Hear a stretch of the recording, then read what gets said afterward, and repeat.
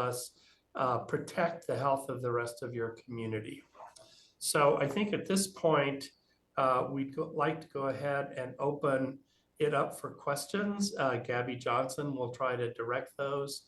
Gabby, if you can start taking questions, that would be great. You bet. For those who want to ask a question, just go to your reactions button. And there should be a raised hand function. Raise your hand and we can call on you. If you can please just ask one question at a time. We've got a lot of folks to get through and want to get you as much information as we can.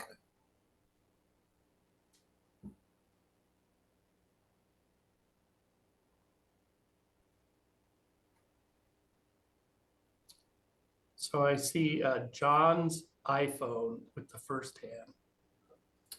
All right, John, you want to go ahead and ask a question?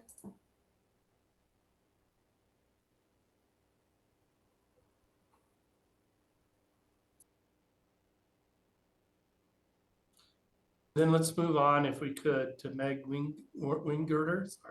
Sorry, Meg. Hi, this is Meg from the Denver Post.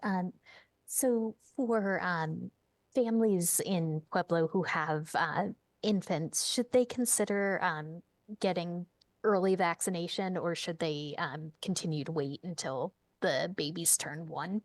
Thank you. Yeah, I can take that question. So typically our recommendation for early vaccination, meaning receiving a dose prior to when the first dose is typically given at 12 months of age. So between 6 and 12 months is for infants that are traveling internationally or to areas with outbreaks. At this point, we have 1 case of measles in Colorado. So we do not have an outbreak of measles in Colorado. That would be considered 3 or more cases.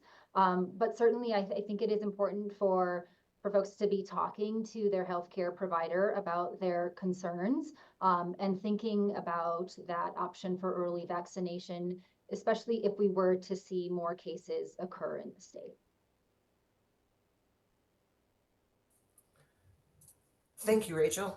I see that we have CNN on the line. Would you like to go ahead and ask your question and introduce yourself? Hello, this is Neha from CNN. I was wondering if the outbreak in Mexico where the person was exposed is the one that's linked to the Texas-New Mexico outbreak, as World Health Organization last week confirmed that there had been some Mexico cases linked to Texas. Yep, this is Dr. Hurley. I can take that question. So we do think that it is highly likely that this case is, as you know, traveled to Mexico and could potentially be linked with outbreaks in other states, as you indicated, the World Health Organization has reported on. We won't know until we can get some definitive information through whole genome sequencing, DNA sequencing on this particular virus that we have isolated from the Colorado patient. So to know definitively, it will be several more days at least, but we do believe that it certainly is a possibility. Thank you. And do you know where in Mexico the person had traveled? Yeah, so to protect this person's privacy and identity, we're not releasing additional details of their travel history. Thank you. Thank you, Rachel.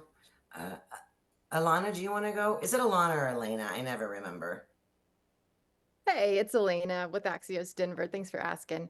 I have a 2-part question. So Health and Human Services Secretary RFK Jr. has touted vitamin A as a measles treatment. So I'm curious if CDPHE has any comment in response to this advice, if it's backing what he's saying. And then the second part of that question, just related to HHS, is whether CDPHE has any concerns about the layoffs that were announced. It looks like there's going to be about 10,000 HHS staff being laid off, and I'm not sure if this, as our first case of measles arises, if there are any concerns connected to that. Thanks. Rachel, if you take the clinical question, I'll take the second question. Great. Okay. So Unfortunately, really the primary treatment for measles infections is going to be supportive care. There is a role for vitamin A. There is limited evidence that does support the role of vitamin A treatment, particularly in children, particularly in hospitalized children or children with more severe disease, in improving outcomes from measles infections in those children. But I will say it's really important that vitamin A is given under the supervision of a healthcare provider, because we know that there is significant toxicity that can be associated with vitamin A. It is one of those vitamins that can accumulate and cause toxicity, particularly liver toxicity. And unfortunately, that has occurred recently. There's been reports of cases of that in Texas. So that is absolutely a situation we want to avoid. I think also really important to note that that limited role for vitamin A in treatment is not preventive, right? So vitamin A is not going to be a preventive therapy for measles infection. For that, we really need to rely on vaccination. The MMR vaccine is the really one effective strategy we have. And again, it's highly effective for preventing measles infection. I just want to underline that no one should be giving vitamin A to another person without the input of a healthcare provider. The evidence, as Dr. Hurley said, is limited, and it's limited to very sick younger children.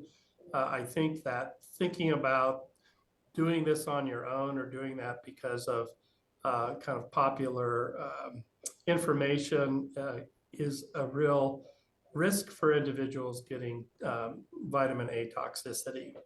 Regarding the administration's approach to Health and Human Services, at this point, we have insufficient information to be able to predict whether or not that'll have an impact on Colorado's ability to respond to the current measles case. Thank you. Thanks, Dr. Kalanch. James Bartolo, did you have a question? Yes, I did. My name is James Bartolo with the Pueblo Chieftain. I understand that CDPHE in a March 31st release, they had identified two known exposure locations in Pueblo, those being the Southwest Deli and Cafe on South Pueblo Boulevard, as well as the Southern Colorado Clinic in Pueblo West on South Burlington Drive.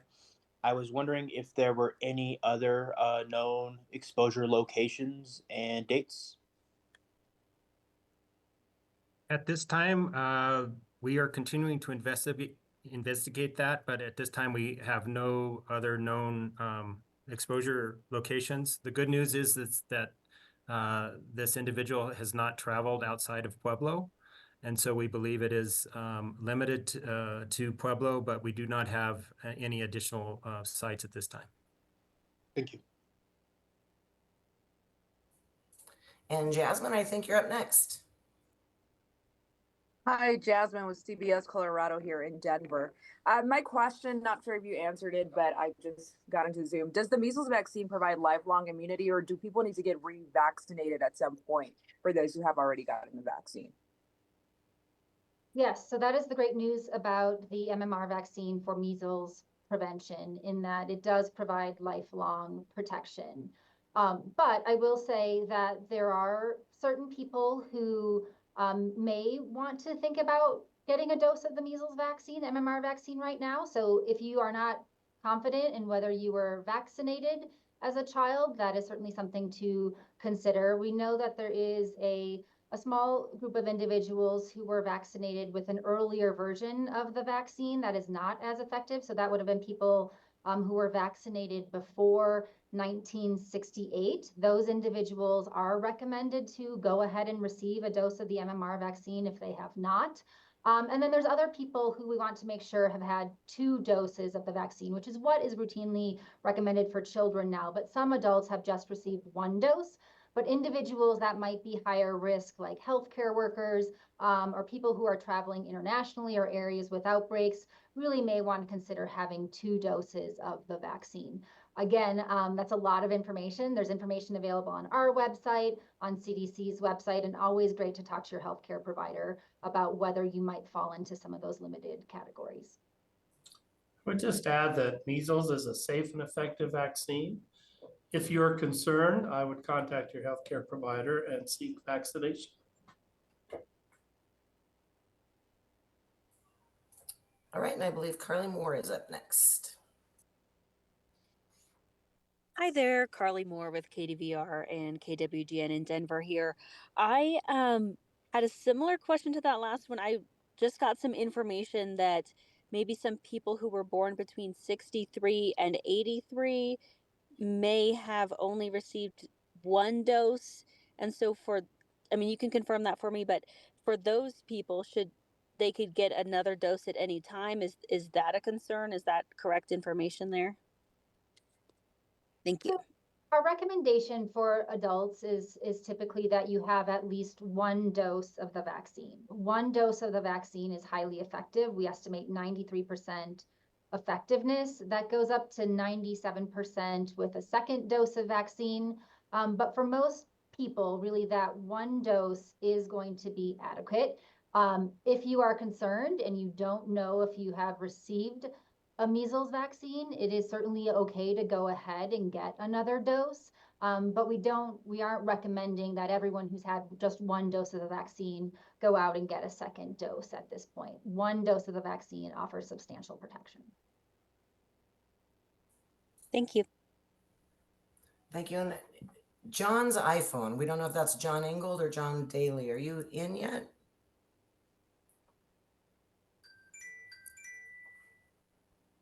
All right, well, let's move on to Evan. John, if you're there, we'll get to you. Evan, you're up next. Thank you. Good morning. What do vaccination rates look like right now in the state? So statewide vaccination rates really vary depending on which group you're looking at. If you're looking at our kindergarten vaccination rates, which is one of the common measures that we use, that rate statewide is about 88%. If you're looking at older children, so children through high school in Colorado, that number goes up to about 94%. What we call the community immunity or herd immunity threshold for measles is about 95%. So statewide, we are falling short of that. So that does mean that Colorado is potentially at risk for outbreaks. But honestly, what is most concerning are pockets of under-vaccination that we know exist across all of the state in certain communities, schools, childcare facilities where vaccination rates might be well below 80%. And in those communities, that's really where the greatest risk for measles outbreaks exists. Randy, I wonder if you'd like to just talk about Pueblo's rates. Sure, glad to. Our rates are similar to what Dr. Herlihy mentioned, but for our for 2023-24 data, our kindergarten MMR, so those kids who are just entering kindergarten in the city was about 84%, and in our surrounding counties about 92%. But as we look at those kiddos from kindergarten through 12th grade, our rates are much better at 95, around 95% in both the city and the county. So we are in pretty good shape there. We would like to see our younger children 0 to 5 at a higher rate than where we are. Thank you, Randy. Real quick, you mentioned those pockets. Do we know where those pockets are? So one really important source of information that is available on our website is the school and childcare database, where you can search across the state, across counties for school districts and individual schools or childcare facilities and look at the vaccination rates in your community in those school and childcare facilities. So certainly encourage all of you in the public to look at those websites and understand what the risk might be in your community. Great, thank you. Thanks, Dr. Herlihy. Meg, did you have another question? Thank you. Do we have any information on how the patient's doing, if he or she needed to be hospitalized or anything? Thank you.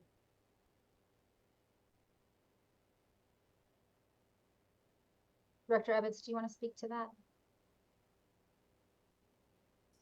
It's our understanding that the individual is doing well and has basically finished the course of the infection.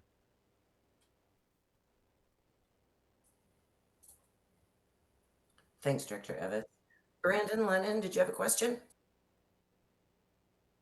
Hi, Brandon Lennon from Colorado Collegian TV. I was wondering if there's any information on the amount of people exposed to the individual. At this point, we're still trying to figure that out. There was for the Southwest Deli, we are looking at a time period between March 17th and March 21st. And for the Southern Colorado Clinic, we're looking at the time period of 3:30 to 6 p.m. on March 22nd. So we know that there are individuals who patronize that business and or who were at the urgent care at that time, and we are currently continuing to try to identify who they are. Thank you. And John Daly has a question. I think he's having some technical difficulties. His question is, what will the CDPHE state measles campaign look like? Will it include ads, PSAs, vaccine clinics, a dashboard? If you could provide some of those details. Yes, absolutely. So we have already and are in progress of updating website content to share this information. We're pushing information out to Colorado healthcare providers to make sure healthcare providers across the state are aware. And we also have an active, ongoing, Mightier Than Measles campaign that we have rolled out across the state, in addition to some of our immunization reminder recall activities where we are reminding parents of children who are not up to date on the MMR vaccine that now is the time to get your children up to date.